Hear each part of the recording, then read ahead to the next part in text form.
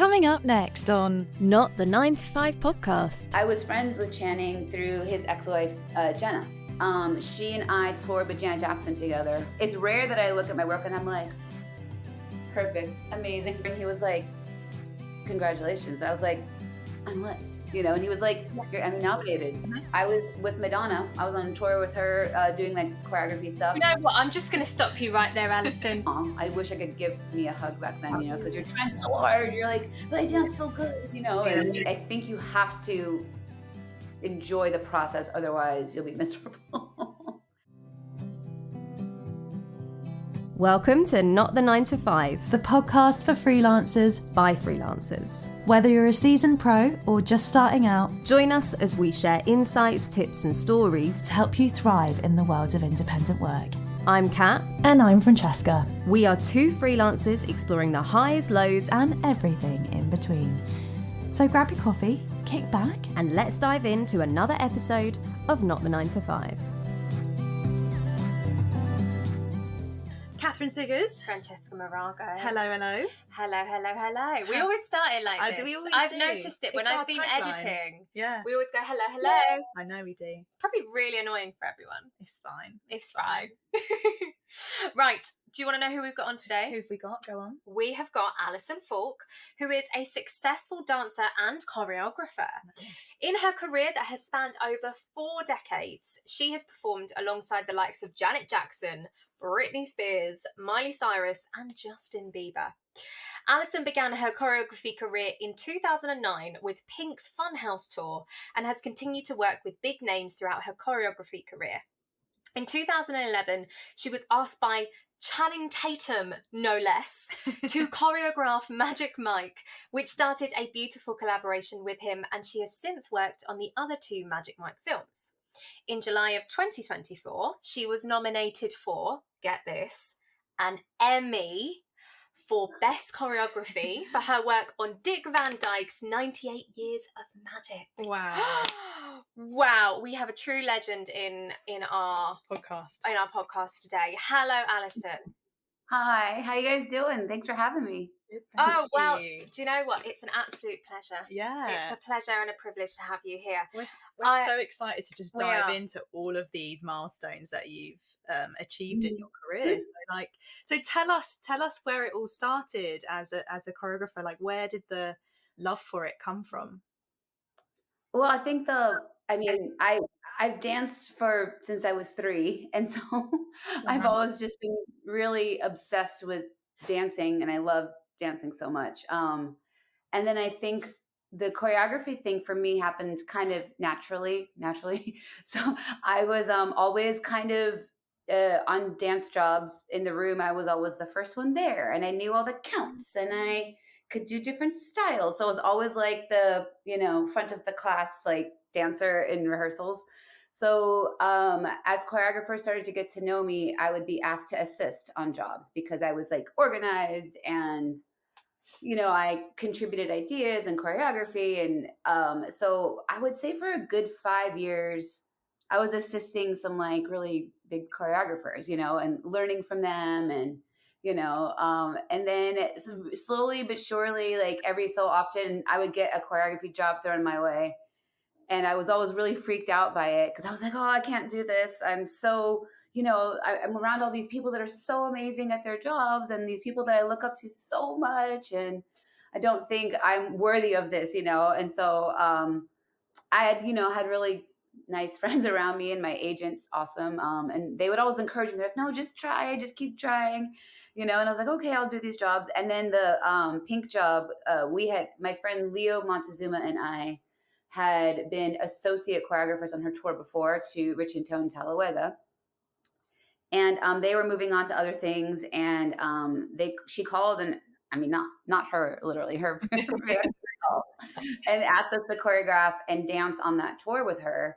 And I was like, oh my God. I was like, okay, I'm going to take this as a sign, So that was kind of like my feeling of like, okay, you should go this route and you can do this. So that's how that happens. Wow. And what was the feeling like when did it feel right when you were choreographing? Did it feel like, this is what I'm meant to be doing now? Yeah, I mean, just dancing is just how what always feels really right to me. Choreography, I think I will always feel I love choreographing. Like I love it. I'm how do I put it? I'm always you're always, I mean, for me, I'm always looking for the thing that feels right, looks right, feels right.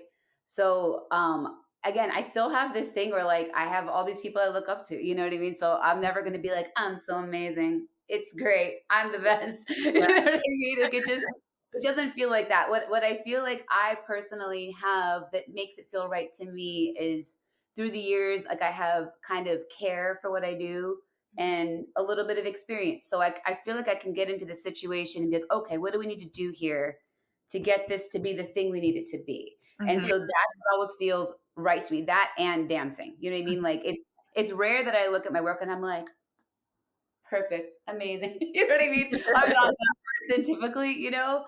It's hard for me to have any kind of like what's the word? Perspective on it, you know? But I do feel like I put a lot of care into the things that we create and what we do. So and because of my love for it all, I think we get to a really good place, if that makes any sense. Yeah, it makes total sense. Definitely. And it's interesting how, you know, reading your bio, like you're so successful and you've done all these things, and yet you're still sitting here saying like, I never think it's perfect. And I think as artists, we are plagued with that of like, well, you could tweak it here and you could tweak it there and you could keep tweaking and tweaking, and it's never going to be exactly the way you want it to be. And I think, that's just really interesting hearing it from someone like yourself as well. Oh my God. Yeah. I mean, I can only speak for myself, but I would imagine we kind of all feel that. It's just that's almost kind of like good when you have like, sometimes deadlines are crazy fast, but sometimes it's good just to have a deadline, because if you don't have a deadline, it's there, you know, like especially on like personal projects, you're like, well, let me just fix it. Yeah. And you keep fixing and it never even happens. It never happens. So you're just like, that's it. Let me just do it. Yeah. So how does the process work though, when you get a job in to choreograph something, for example, or to dance in something? Like, what is the process from start to finish on how that works? Right. The process is different whether you're getting a dance job or a choreography job. I'll speak about choreography. But it also depends on the type of choreography job. So what medium and what format you're choreographing for. So I'll give a couple examples. So my agent might call me and say, hey, this producer called from this TV show. They want you to choreograph this episode of some TV show. So I'll basically either get usually the full script, because it might be episodic, like a 30-minute show, or sometimes they'll send me the pages over for what it is, just the scene. And I'll read it, I'll understand it. And from there, I speak with the producer and kind of give them, or the director sometimes, and we just chat about like how to get it to where it needs to be, like how it's written on the page. So the director sometimes might have like a very strong take on it, or they might be like, I don't know, I don't do what you do, And so then from there, whether it's the actors or you have to hire dancers, you get your people in a room. If you have to hire dancers, you have an audition. Which that's always a whole other thing. That's crazy sometimes. And if it's just actors, you get them in a space, you teach them what you think the choreography might be, you film it, send it back to the director, you get notes, and then you kind of move on from there, and you're open to things changing a lot. Is there a time pressure? Say again? Is there a time pressure? Oh, yeah.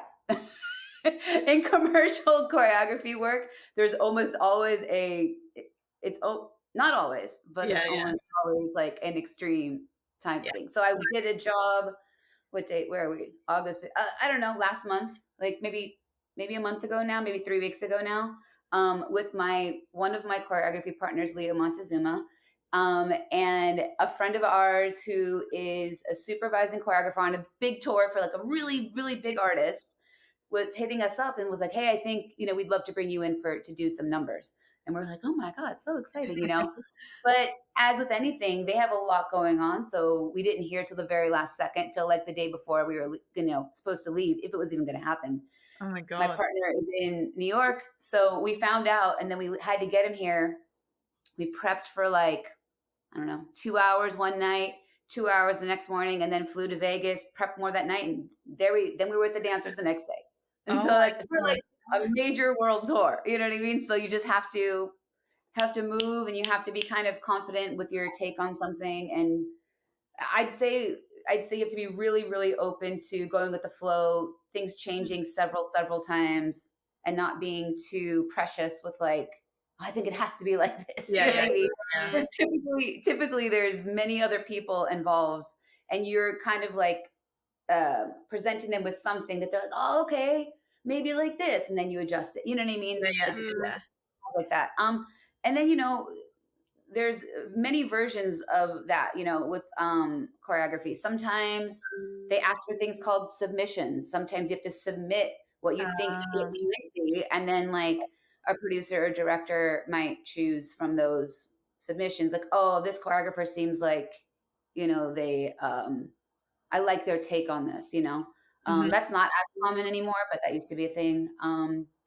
Yeah, and dance jobs are a lot more brutal, I think, because with choreographers, we have a reel, and we have our agents who they're submitting our body of work kind of to people, and it's a little less than it's different. Dancers have to go through an audition process typically, so whether it's in person or a self tape. The self tapes are, kind of like what an actor self tape would be. You get like a brief, and they say, okay, learn this choreography that's been sent to you, perform it in this way, send it to us by this date. But the auditions in person are crazy. They can be, like my husband went to an audition the other day for a tour for somebody, and there was 300 men there, and those were men that were already invited there. That was not an open call. Like an open call would be, which thankfully don't happen as much anymore. It's like 1,000 people up. Yeah. Just in a space with all these people trying to move, and you learn someone's choreography, and then you go through, in groups, and then they cut you or they keep you. And then you do another round, and you learn more choreography, and they cut you or they keep you, and they keep going until they find the 2 people they need. Oh my God. Oh my God. So that sounds like, because it's like acting, isn't it? Well, but as actors now, we have a lot of self tapes. Does that happen in the dance world? Yeah, we do have self tapes, but it was very much a thing during COVID, and it's still, I think, for commercials, actual commercials, like adverts, I think that's still very common. But for like the touring world with like an artist or a bigger project, they still bring you in the room, and I prefer that. I prefer that as a choreographer. It's a lot easier to feel someone's energy, see how quickly they pick up the choreography, because that's something that, I think is different from acting. Like sometimes you have to, like you as an actress, you can probably go home and, sometimes it is quick, but you can sit with your sides and sit with your script and break it down. But as a dancer, sometimes you're learning stuff real fast, and I need to see if someone can pick it up, if they can learn it. And what kind of styles do you like? What styles are you like influenced by? I'm a dance geek. Like I'm such a geek. I truly love almost all styles. And at some point in my life, I've several things like really in depth. So I know that's such a silly answer, but like, I'm not somebody that's like, I do this style. It really depends on my day, my mood. And if it's a project, like where we're going with the project and what they're asking for, but it's my styles are like widely varied, which is hilarious and confusing sometimes for producers and directors. They're like, what? They seem like real, and they're like, you did wait, so, but yeah, it truly is like on Dick Van Dyke, we did like, I would say a lot of like, heavily jazz based choreography. There's a, little bit of like, lyrical in there. We did a tap section, and then I do like, for Magic Mike, I do like very sexual, like tomboy, not like masculine, like hip hop movement. Then I'll do like super like beautiful contemporary duets, and and then I do like a lot of Latin dancing, and then it just Totally depends. varies. I think that's It so good varies. though. You need to have that variation. It's good to have lots in your toolkit rather than one specific just one thing, isn't it? yeah. I think, You're not limiting yourself. Yeah, for me it works really well. Some people have a different, they're like, I'm the person that does this, and they do it the best.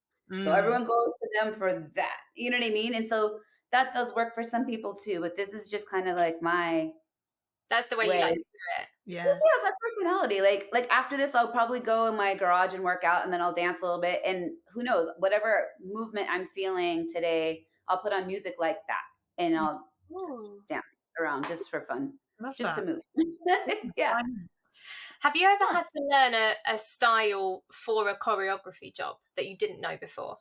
Yes, I'm sure I have. Let me think about that. I'm sure I have. Well, I guess for the very first Magic Mike, we'd never done like, we had to study that world. I didn't know about like male strippers. Like we have all these live shows now that we do that are like, like professional dancers, that it's really just like tour choreography with they take their shirts off too. You know what I mean? They're professional, like high level dancers. But on the first film, the director really wanted it to be a voyeuristic look into like regular male stripping, not like exceptional people, except for like chanting. They wanted it to be like exactly what it would be. So I didn't know what that was. So I had to go learn what that was. And tell us a bit about how Magic Mike happened, because did you not do the stage performance as well as the film? Yeah, we've done I think we've done like 6 stage shows at this point. And we've done all the films. And I worked with my partner Luke Brodlick, and at the time Teresa Espinosa. Now it's just myself and Luke. But the first film was I was friends with Channing through his ex-wife Jenna. She and I toured with Janet Jackson together for a year, and then she was my roommate for 5 years after that.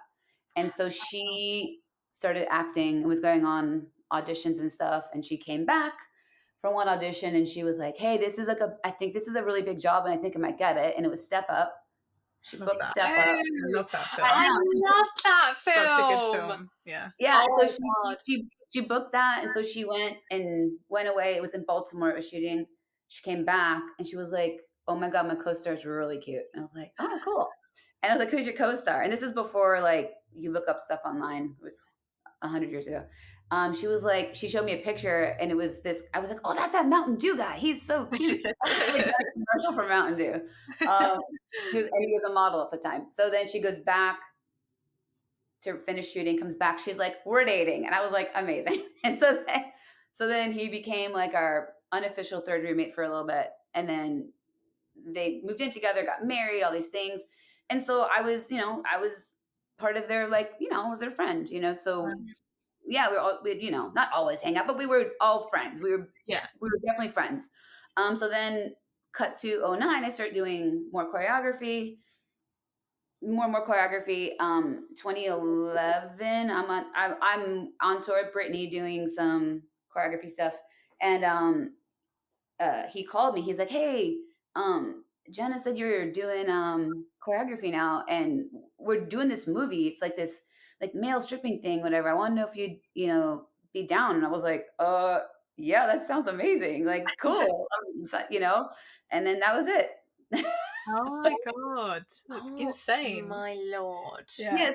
So he knew me, and so he knew my vibe, and he knew we had similar sensibility. We're both from Florida originally, and we both have similar sensibilities on like music and hip hop and like, so he knew me, and he was like, oh, okay, I think she'll be able to do this. And then I brought on my 2 other partners. And then honestly, like after that, I was just like, I've always loved him as a person, but I was blown away with him as a creative. He was just so smart and so creative and just really, really dope. And we worked together really well. And yeah, his brain is amazing. So that started the beginning of it. And then we went and did the second film. And then from there, the live shows started happening. We've done live shows like so many places now. And then we did the third movie, and it's just Magic Michael Day.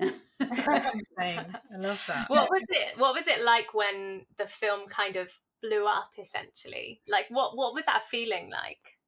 Okay, so this sounds funny. So I didn't realize that it blew up because I was I was on the road. I was in I saw it in London actually. Mhm. I was with Madonna. I was on a tour with her doing like choreography stuff. You know what? I'm just going to stop you right there, Alison. The amount of names we're coming out with. When I was on tour with Britney, when I was her choreographer, I was just in London with Madonna.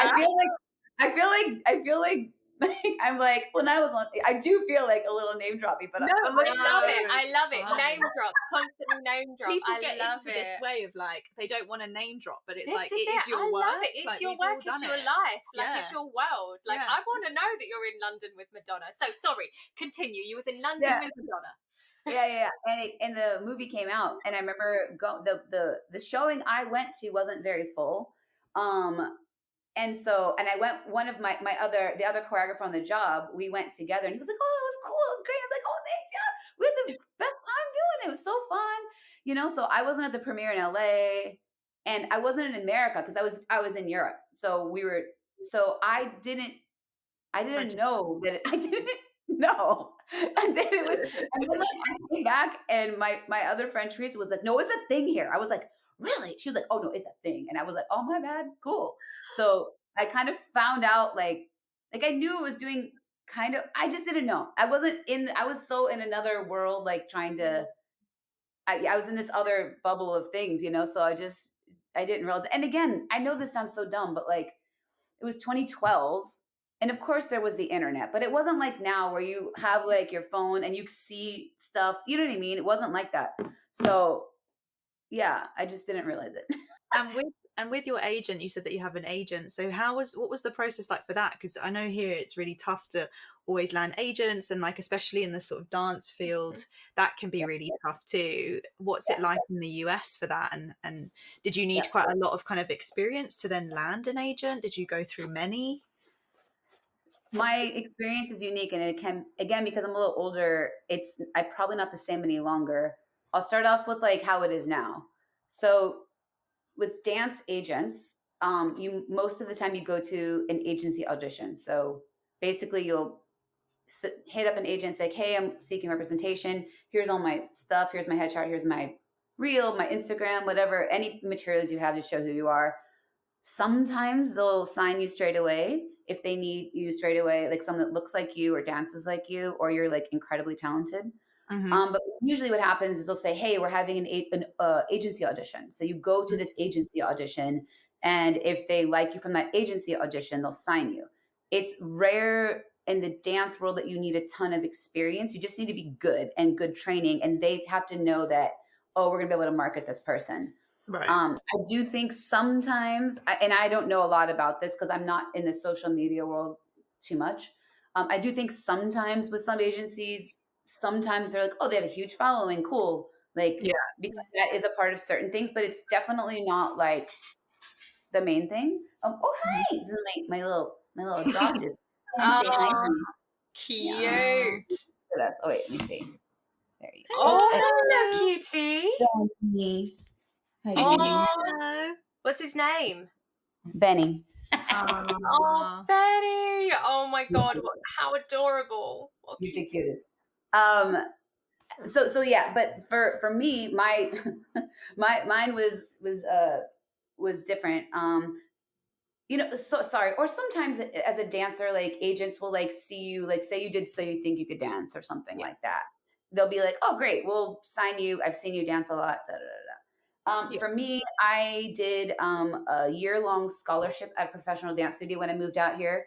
In my era of like the 90s, that was like the common thing to do. You move out here, you do a scholarship.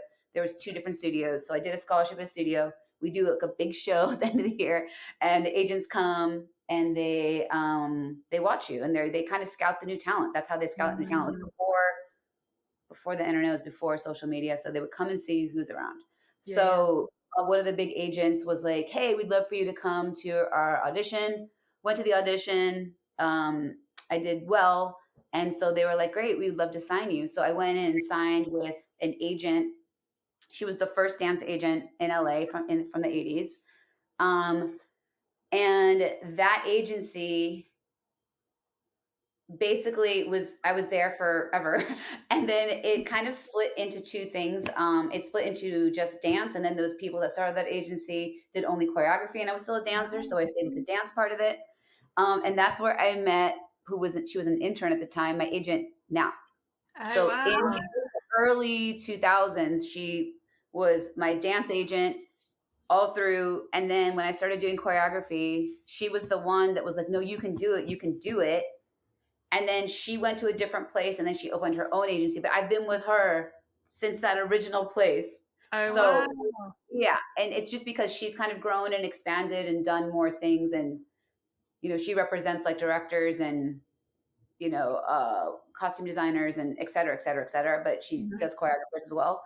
So I've been with her for a long time, and she's honestly like a boss. Like, she's the person that's going to be like, no, this is your right. And I'm like, really? And she's like, yes. And I'm like, great. And so I don't want to get involved with that stuff. So, yeah, so that's my route. If you are like a brand new choreographer, never done anything, you basically submit your reel. You submit your reel to an agency, and if they're interested, they'll sign you.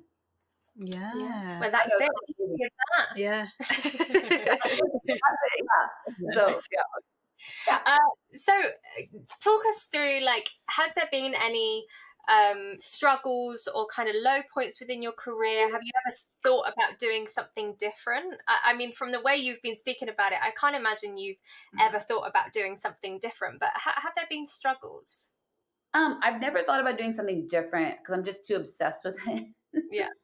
But early on, as a dancer, I'd say my first like 3 years here, I remember like when you're just figuring it all out, like I had some success early on booking stuff with that scholarship I was speaking of. Some of our teachers were working choreographers.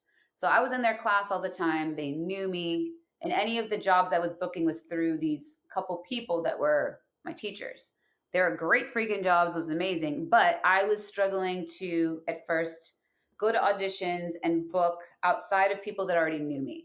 So I was like, it's not happening, you know?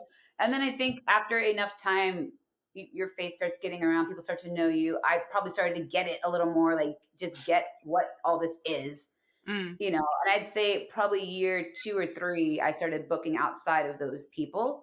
So yeah, at first I definitely was like, oh my gosh, like why am I not like, you know, I would go in the room and feel like I would dance great, but I wouldn't like book it or whatever. But now being in a position I'm in, it's so easy for me to see like, oh, I probably looked like 14 years old because I was probably 20, and I probably was dressing like I was you know what I mean? Like I probably just looked really green and probably just didn't like come across seasoned yet, you know? So at this point in my life, I can look back and be like, oh, I wish I could give me a hug back then, you know, because you're trying so hard. You're like, but I dance so good, you know? And sometimes it's not about that, you know, there's just a whole thing involved with commercial dance. It's not, you know, it's not just how good you dance. Or maybe I didn't dance for the auditions too. I don't know, but who knows?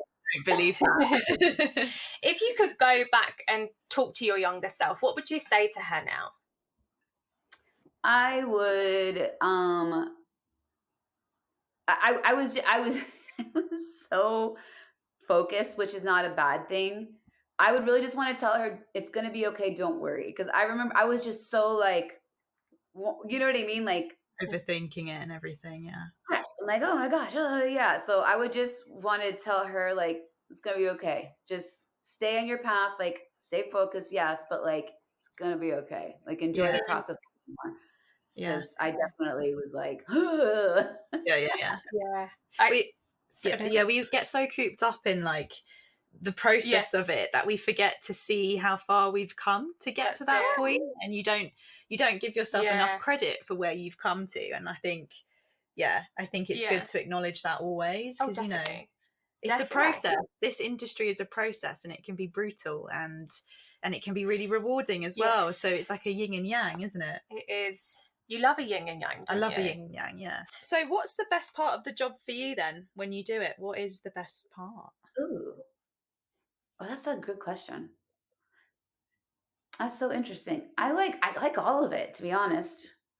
Um, I, you definitely have to, as a choreographer, you have to, I think, love the process, because that's kind of your whole job. Like once it's on camera or on stage, like you're not involved anymore. Like you're not performing, you know what I mean? So it is cool to see something though you've created, in a space, like that's cool, and people enjoying it, like that's excellent. Um but I think you have to enjoy the process, otherwise you'll be miserable. Yeah. I also quite like when we're able to employ so many dancers. Like that always makes me really happy. Like just being able to like be working on something where like, oh my gosh, we hired so many people. Now they have a job that they enjoy, Yeah. and we're all doing cool stuff that we like together. You know what I mean? Like I just like that's special. That's really special. So tell us about this Emmy nomination that you got. So how did you feel about it? I mean, were you expecting it? Like how was that? No, I was not expecting it at all. The job itself was really freaking cool, and I was honored to be a part of it because Dick Van Dyke is such a legend, and he's How old is he now? He's like 90 something, 98, right? 90 something. He's 98, yeah. 98. He'll be 98. And he's still dancing. I love it. Yeah, he's still dancing around, and but he basically came and like was a guest at the taping, but so but the people that we got to work with was really cool, and just like obviously the original like material of like what he did and created, there's no one like him, so it was an honor to like get to really research him and like learn about his life a little bit more. So that already was like such a gift. And then my associate on the project is actually my husband's brother, Charlie Bartley, and he was kind of like my partner in it. Like he did way more than just like an assistant. We really worked together on it. So that was cool because we kind of had the same vision moving forward, and it was a really easy time with us as we prepped. But the actual, like I knew like basically with these awards and stuff, like that you have to submit for all these different things. So I knew we'd been submitted, so I was kind of like, oh, okay, cool, we've been submitted. But that job I was telling you about with the where we had to prep real quick and then go do it, it was that morning. So I was in the garage with my friend. I think it was like 8:30 or 9, and we were like in the middle of like a very like specific thing, and and like we had a prop we dragged in there, and I'm like crawling over this prop and like trying to figure all this stuff out. So I'm very like, okay, must get this done. Flight is at 2 p.m. this day, the same day. So have to get this done, to shower, to go, so I'm there, right?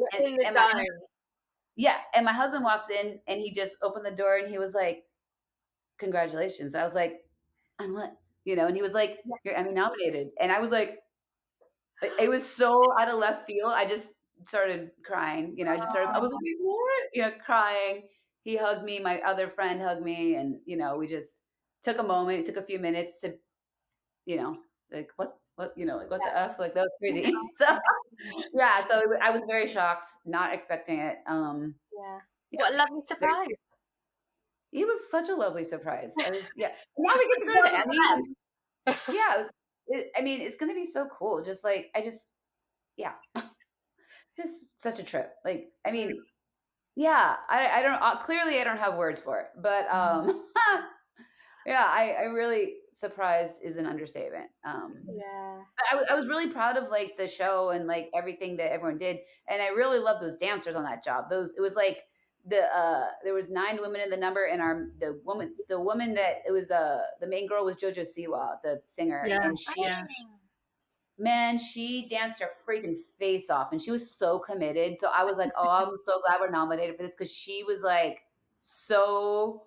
she was so invested, and like I really like her. So she FaceTimed me at the airport. She's like, oh my God. She's like, and I was like, dude, what the heck? We couldn't have done this without her, like her investment in it, because it was kind of like a lot of hard full out dancing, but she's an incredible dancer. So she was able to pull it off in a way that not many people could do. So it was so that cast killed it.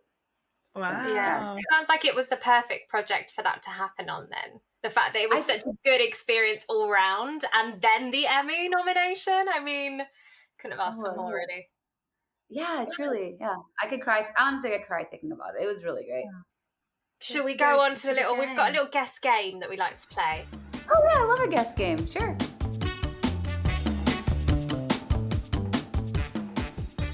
Would you rather live on a peaceful tropical island or a big bustling city? Do I get my husband with me? Sure. Yeah. The island. Okay. Would you rather have to start a new job every year until you retire, or have only one job for your entire career?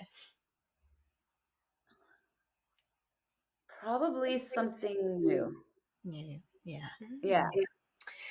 Would you rather spend your money traveling the world but have few personal possessions, or have a really amazing house but never leave your hometown?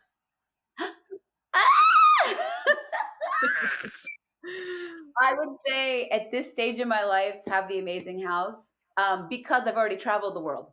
If I was younger, I would say travel the world. Yeah. That's wicked. Younger, I would say travel the world. Yeah. Would you rather have to wear all black every day for the rest of your life, or have to mix every colour in the rainbow into your outfit every day? Oh, black all the way. See, thank you, Alison. Colour for you, this actually. is it. But This is everyone's side. Black's my favourite colour, so. I love black. I wear black a lot, and I have like such like bright hair that and I'm so fair. Like, I feel like, yeah. You're colourful as it is in personality. That's it. That's the thing. There you go. Would you rather be able to talk with animals or speak every language? Talk with animals. Yeah, so cool. I talk about it all the time with my dog. I was like, I wish I could talk to my dog. Would you rather always be 1 hour late or 1 hour early to everything? 1 hour early, 100%. That's the performer in you. Yeah, that is. Yeah. Never late. Never late. Never. Would you rather be covered neck to toe in tattoos or have one big face tattoo? Tattoos neck down for sure. Yeah. Love it. Would you rather have to speak in rhyme for the rest of your life, or speak in riddles for the rest of your life? Speak in rhyme. I love it. That's so funny. Would you rather have more time or more money? More time. Yeah. And would you rather be a freelancer or work a 9 to 5? Freelancer. All the way. All the way. Thank you so much. Where can our listeners find you on social media? Where can they kind of find your upcoming work?